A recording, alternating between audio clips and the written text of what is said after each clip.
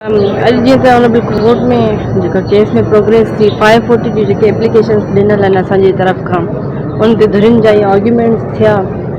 सरदार पहिरियां बि मूं चयो त जीअं त ख़ौफ़ज़दा आहिनि ऐं भॼनि था पिया। लास्ट हेयरिंग ते बि हुननि जो वकील साहब मौजूदु न हुयो। हिन हेयरिंग ते बि अॼु हिकिड़ो वकील साहब गैर मौजूदु रहियो ऐं ईंदड़ जेका असांखे 15 ॾींहंनि जी तारीख़ मिली आहे। नेक्स्ट हेयरिंग 31 तारीख़ थी वई आहे त उन में बि हिननि पर्सनल ग्राउंड वकील साहब ॾिनो आहे। जनरल एडजमेंट ते आहिनि त असां 15 ॾींहंनि लाइ न हूंदासीं, तंहिंजे करे असांखे 15 ॾींहंनि जी तारीख़ ॾिनी वञे। अदरवाइज़ ऑनरेबल कोर्ट जब इहे ई इंटेंशन्स आहिनि त डे बाय डे केस हलाए ऐं हिनखे जल्दी प्रोसीड करे ऐं फ़ैसिलो ॾिनो वञे। ऐं असां बि यकीननि असांजो इहो ई ग्रीवेंस आहे त डे बाय डे असांजो केस हले ऐं जल्दी हली करे फतवा अचे। ॾिसो त हीअ रड़ियूं बि कनि था ऐं चोरनि वारी प्रैक्टिस आहे हिननि जी त केस डिले थो थिए, फरियादी तो डिले थी करे।